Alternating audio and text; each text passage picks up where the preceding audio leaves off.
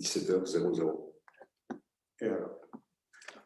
Boa tarde, good afternoon. I will try to speak in English.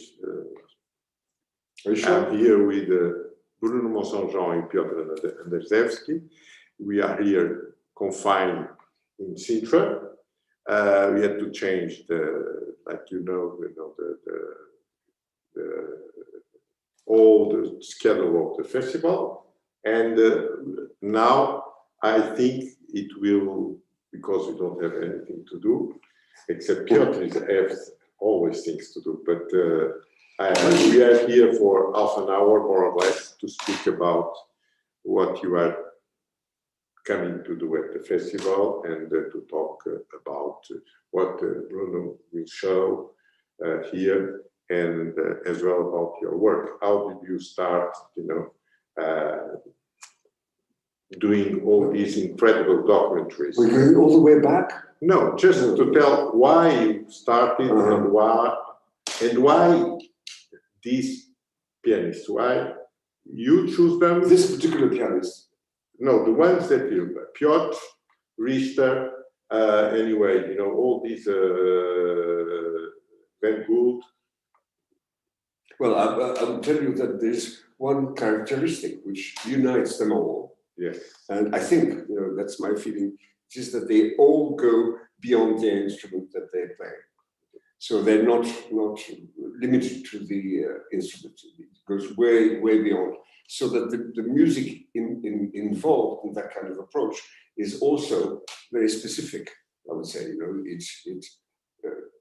It avoids a lot of that, purely exhibitionistic kind of pianism, which I'm not particularly interested in, and which I find a rather infantile thing to be concerned about. And so that Piotr is one of the models of that kind of approach, in my opinion.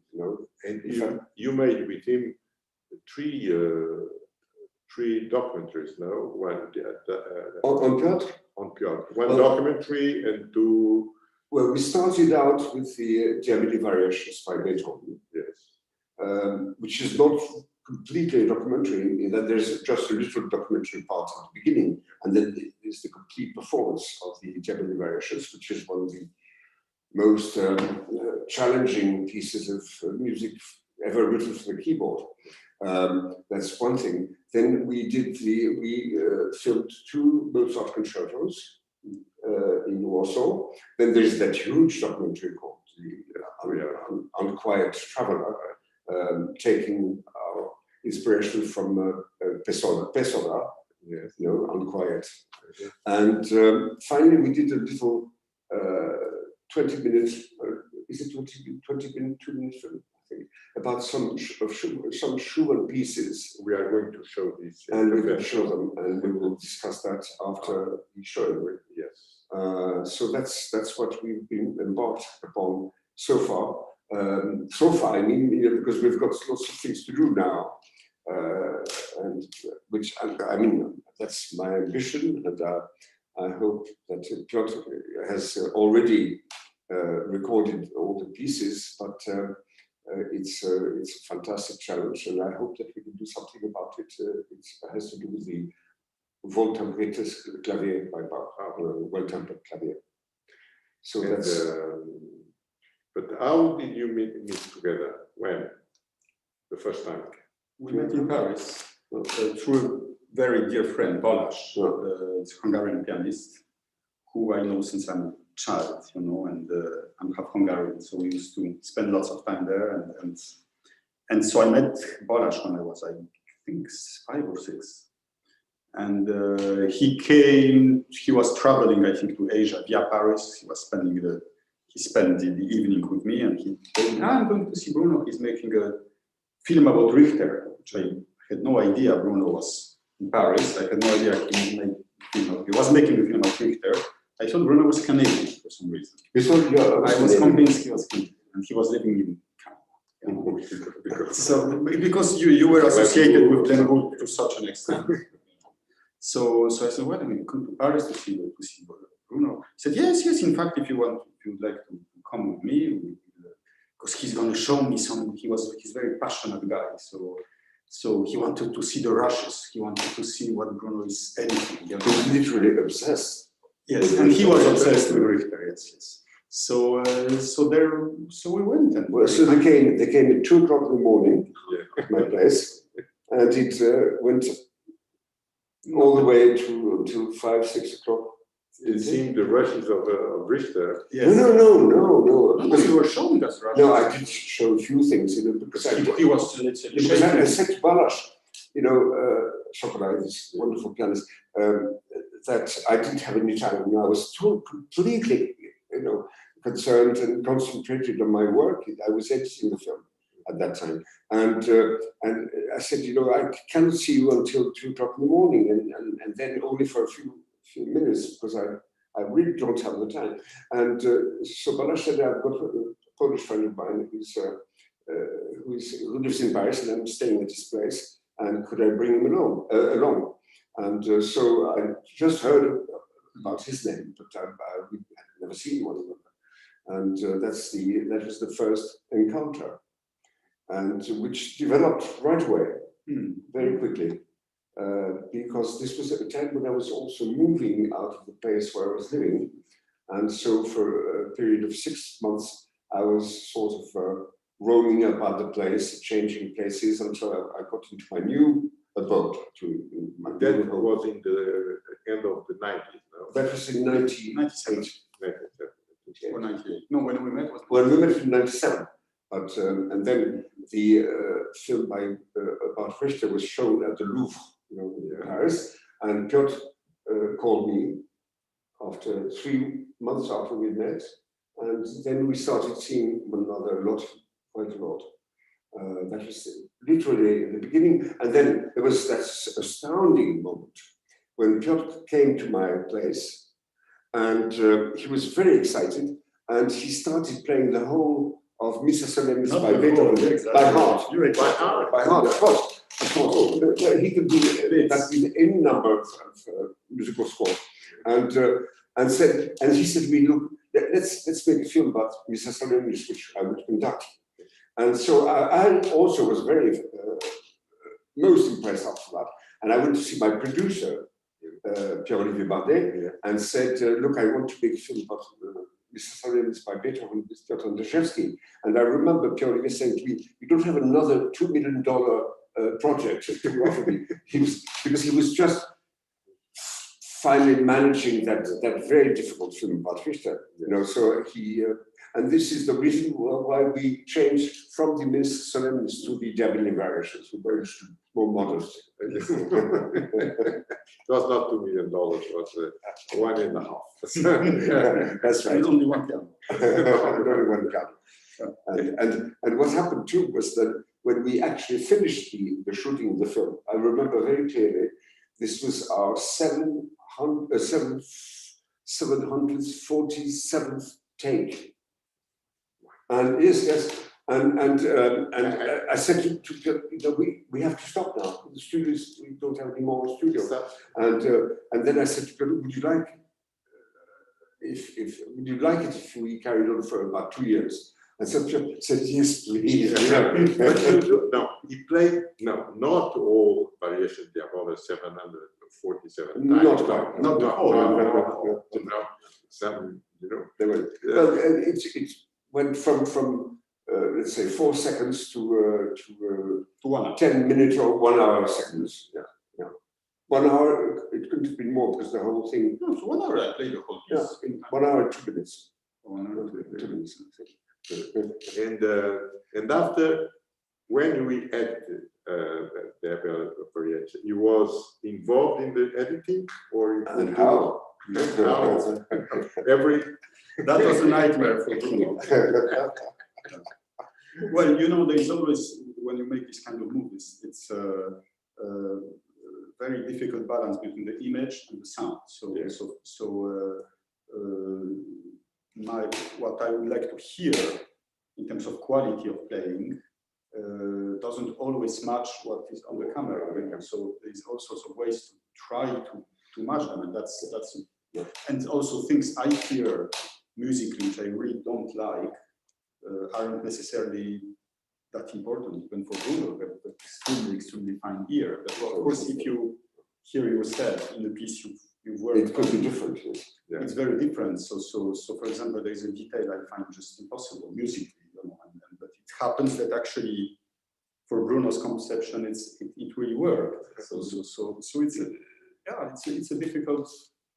In terms of synchronization, Yeah. You know, how to balance, you know, it's not easy. And how the documentary, you know, it took you how long? A lot of time, the documentary. about 6 years. Which don't The Untraveler. Traveler. No. Oh yes, but in the moment when we started thinking about it, and the time when we had finished the post-production process, it's a good 6 years. Really? I would even say 7 years. No, I didn't. no. In terms of shooting, Yes. it was extended over a period of what, a year and a half? No. Oh yes. Come on. Time goes fast. Well, because we did the London sequence way after, Yeah, if you count this. including everything, about a year. In the train, I'm sorry? the things that you shoot on the train. When you, On the train? Yes. On the train? Yeah. Yeah, including Portugal. No, Portugal was in the tram And that was and the the end. boat. It was a trip. It was And a all journey. the time you were, and your crew is what? You alone with someone on the sound, No, your there was an operator, operator, and the sound, Yes. sound people, and depending on the kind of shooting, you know, when we had shooting, where we shooting with an orchestra, it was many more That people, is different, of course, and then there were almost, I had some difficult, no, way before that, I had to do some scouting, you know, repérage, Yes. in Poland, for I spent about 3 weeks or a month, traveling around Poland to make sure that where the roads were, where there would be a possibility to follow a train over an extended, more than a few seconds, you know, because we needed that too. And so that I did a lot of scouting in Mazur, in wonderful areas. I went to all these places. I went to Zakopane, I went to all these places and fantastic places where we finally did the shooting, because I had to be prepared for what we were going to do. Because it was a highly staged kind of production. But you feel that you are a kind of a passion when you are not only a professional, you are really involved in the music and with the pianist when you shoot. And that is what it's different from most of the other documentaries you can see about the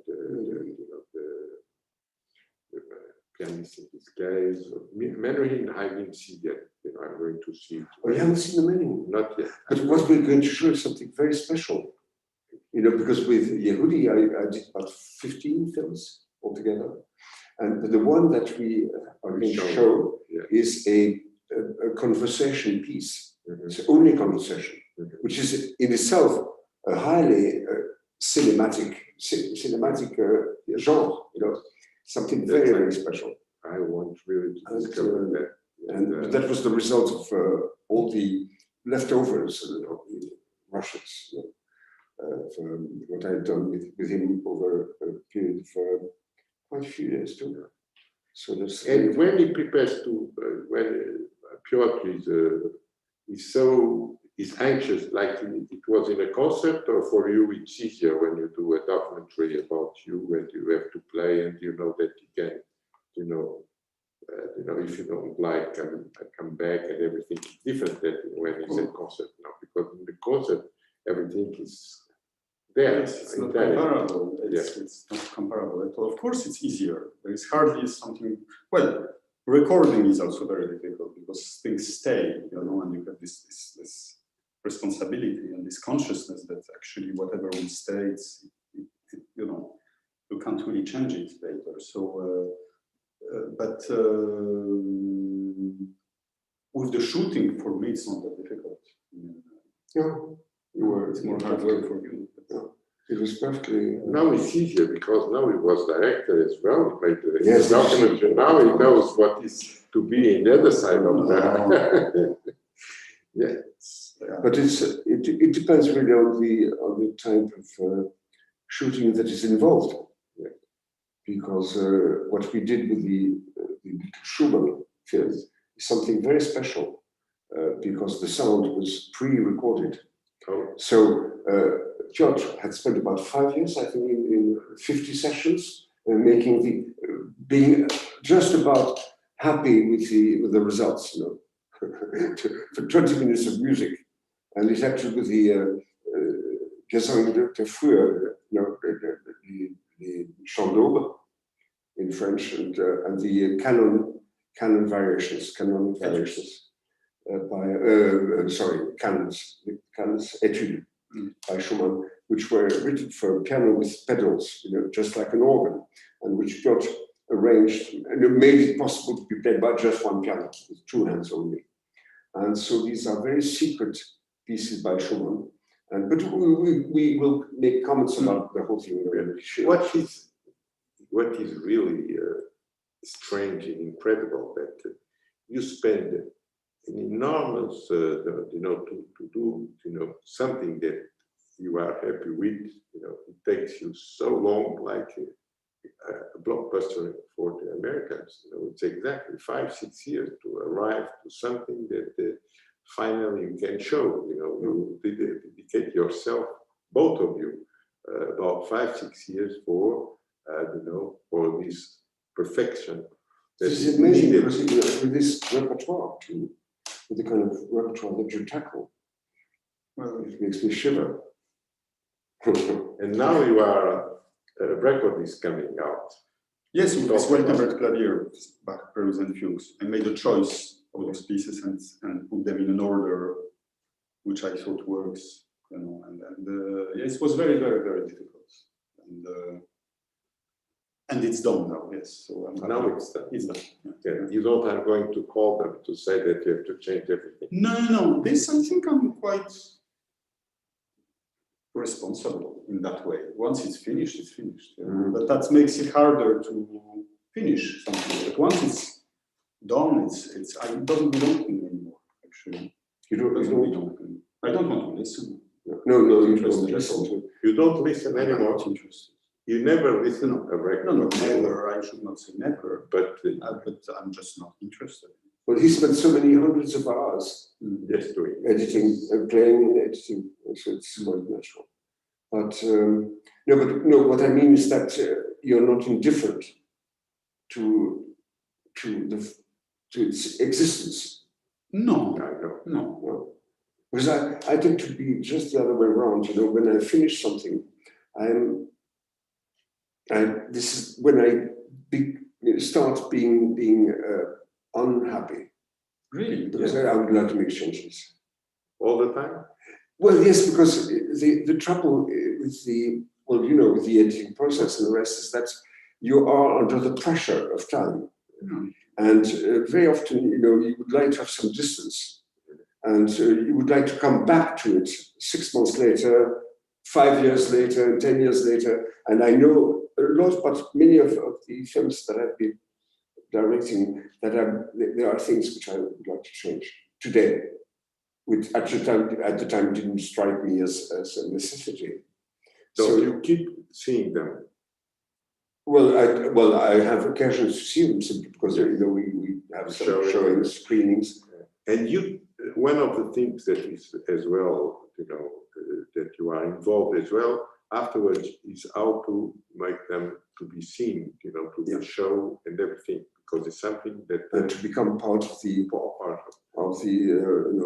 not only make them give to your producer and that's finished. Today, this is my main problem, because I would like all these things to be published on DVD or whatever the shape of it might be, so that they would be available, after. Because now, I'm looking back on 50 years of almost 45 years of work in that field, and I wouldn't mind having some kind of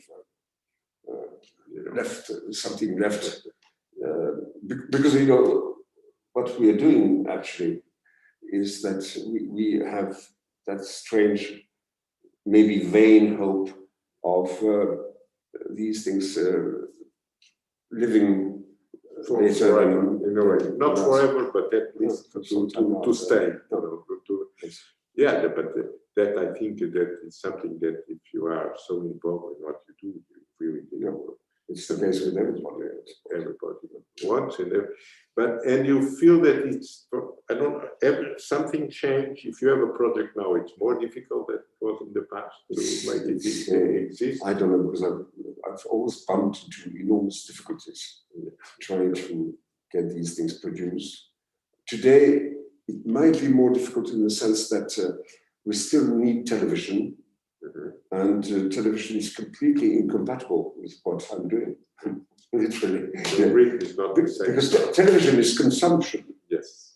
So it's just the opposite of what I want to do. The consumption must be placed over a period of years and maybe decades, so that the television is just about one showing, that's it, and usually televised programs are something totally different, and which I'm not interested in, really. And the great thing is that we together, and Glenn and I as well, did not really bother about the reception end of the production, because I'm convinced that people, if they see something which they do not necessarily understand right away on first showing, first screening, or first hearing, are interested enough to watch it again, so that this is the contrary of what television is about. And so we've been always not particularly concerned about the immediate reception, but about a longer term reception, which I think is very important.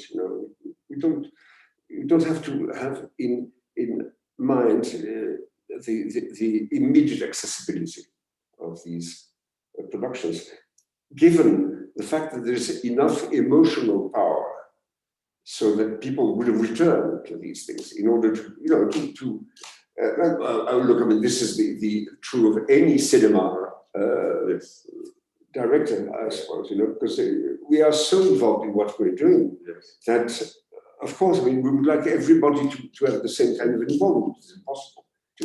And there's something that, for example, these pieces, that you let Bruno, recorded and filming, are something that are very close to what you really want to play.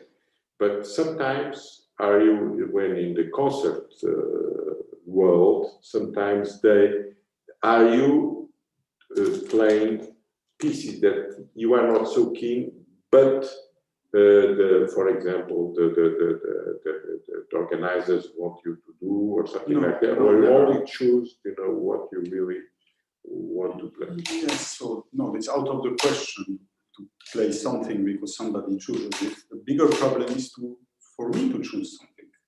Mm-hmm. So to play something somebody else chose is not even an option. To choose now for a concert, but for me to choose is the problem. This is the biggest problem. I know that I'm feeling that for our concert too. Because to me the choice of playing a piece, or especially starting to work on a new piece, it's literally 80% of the work. I feel this more and more, that if I've committed to play something, if I've decided to play something, it means lots of work has been done. Then it's just a matter of, I don't want to say the work is done, because there is still lots of technical, but the emotional work, the desire, let's say, how to create a desire to play something. This is, when I say choice, it's not an objective. Okay, I'm going to calculate between this and that. It's somehow make yourself desire to play something. This is how I function. So yes. So to answer the question, I mean, definitely, I just cannot play something that is imposed. I'm not saying this to say it's not something I like about myself. I wish I could, but it's just not possible. It's just not possible. And it also goes through a phase of intense dislike of the piece, usually, doesn't it? Can go, yes. It's quite, paradoxical in that way, yes. That when I really love a piece, there is usually a phase of dislike and rejection. I'm going just to present what they can see during the festival. We start on next Monday at Nimes, showing Piotr plays Schumann and Rostropovich, Laschet and Octave. And after we have a conversation with you, Piotr. After the day after, Recital, we have a recital. a small recital, or not a recital. You will play an event with Piotr, and we discuss theoretical what's going on after the pandemic with the music and everything. But it's and we show as well some pieces of that Mathieu Amaric had registered with Barbara Hannigan. And that are the first time that it is going to be shown. And on Wednesday, or no, not Wednesday. Sorry, where is the other one? I'm lost. On the 17th, we've got something. On Tuesday. On Tuesday we have this. Schumann and Rostropovich, I think. No, Schumann and Rostropovich is on Monday. On Monday. On Tuesday is the event with the concert. And on Wednesday morning at the Tivoli in Lisbon as well, like on Tuesday, we show Richter Lansovi. And if you want to talk a little bit with us as well, it's fantastic. And at the end, that I have to change everything with these things. It's amazing. How can you remain cold-blooded with all these changes? It's just... It will be not here. If you want, you can stay. It will be a pleasure for me. It will be next Monday, the 23rd of November. I will show the 3 hours that we made with the conversations we made. And we show it on Nimes at 11 o'clock. And 3 hours. That one spectator sure will be there. It's me. That's right. And maybe I will come back. That will be fantastic. I'd love to. Okay, and we can talk about just afterwards. Because I still adore Yehudi Menuhin. Today, 20 years after he died, I'm still under the shock of his not being around. And we can see that the small extrait that we put that as well, he had an incredible relation with you. And we're going to just to open the appetite, like you say, after this conversation that we'll show about 20 minutes about Menuhin now. And in the site directly in a way that they will know what will be the 3 hours afterwards. Wonderful. So, thank you. Thank you, Paulo. Thank you for this to be here. Let's enjoy. Let's take a good wine. And I think you are preparing the event as well. But, thank you very much. Thank you. Okay. Obrigado.